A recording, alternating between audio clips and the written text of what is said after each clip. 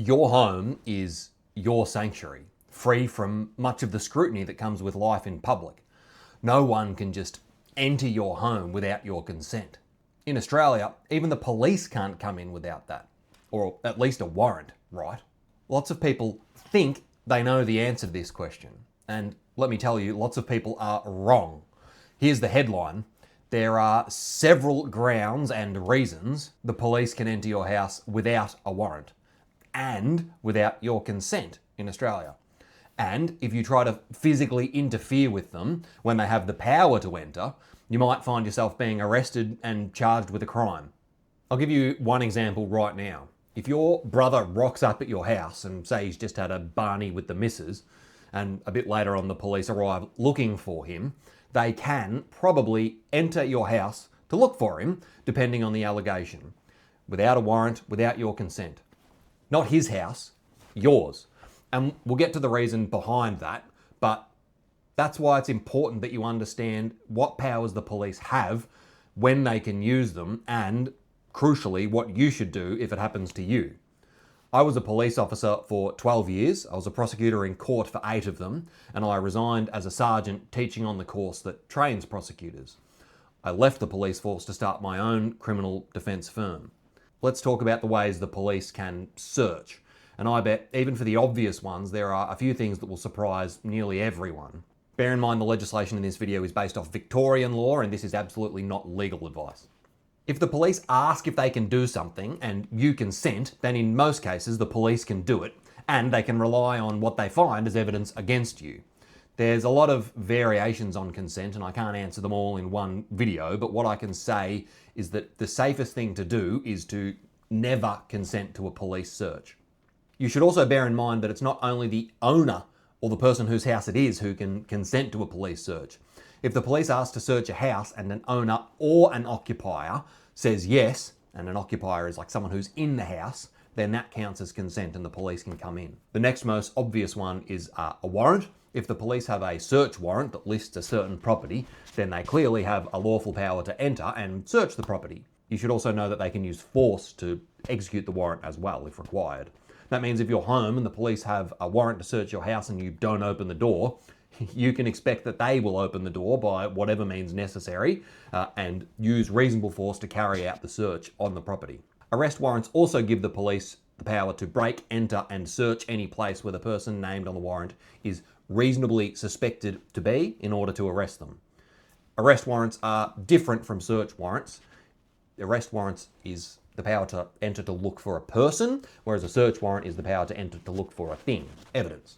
Number 3, the police can enter any premises where they believe on reasonable grounds a person who has assaulted or threatened to assault a family member is, or a person is on the premises in breach of an intervention order, or a person is refusing to comply with a direction police have given them under the family violence law. That takes a bit of unpacking, but what it really means is if there's been a family violence incident at your house, even if you didn't report it, even if you don't want the police coming in, they can.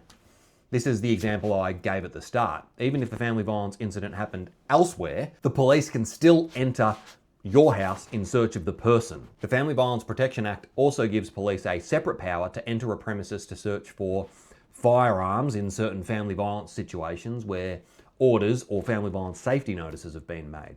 The first power that we spoke about for family violence is the power to search for a person, and the second power with firearms is the power to enter to search for those weapons.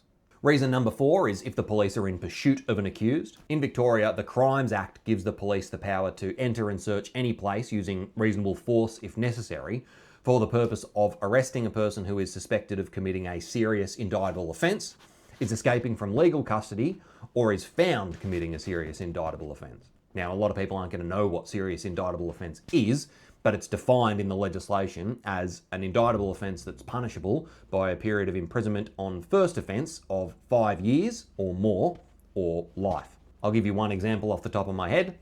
Theft of any kind is punishable by 10 years imprisonment on a first offence, so would qualify. What this means is that if someone has committed a theft and the police have reliable information that the person is in a house at a specific location, the police can, if necessary, use reasonable force to enter and search the premises for that person. Again, this is a power to enter and search for a person and not a power to enter and search for evidence. Just really quickly, I want to point out that like 95+% of the people who watch this channel aren't subscribed. It would help me out a heap if you could hit the subscribe button and the bell icon, like this video, and leave a comment. Thank you. Number 5 is the one that I think is going to shock a lot of people. The police have a common law power, which is law not made by legislation passed through Parliament, but law made by courts when deciding cases, to enter a premises if they believe on reasonable grounds that there is a breach of peace at the property. Now, breach of peace isn't specifically defined, but it can include things like if there is, say, a fight ongoing at a property and the police need to enter to break the fight up.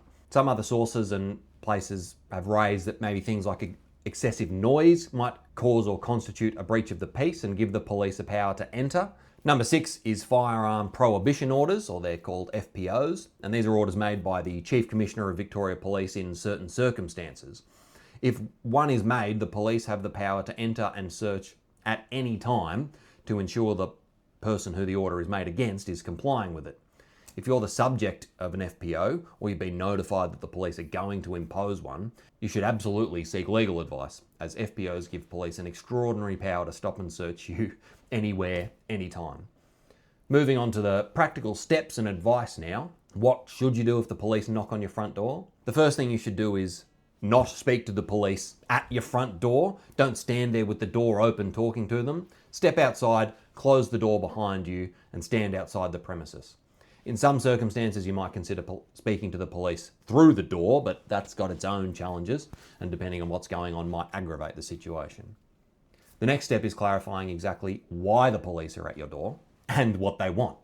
The police are going to want to drive this interaction and might start by demanding your name, trying to identify who you are, or asking you questions about who or what is at your property.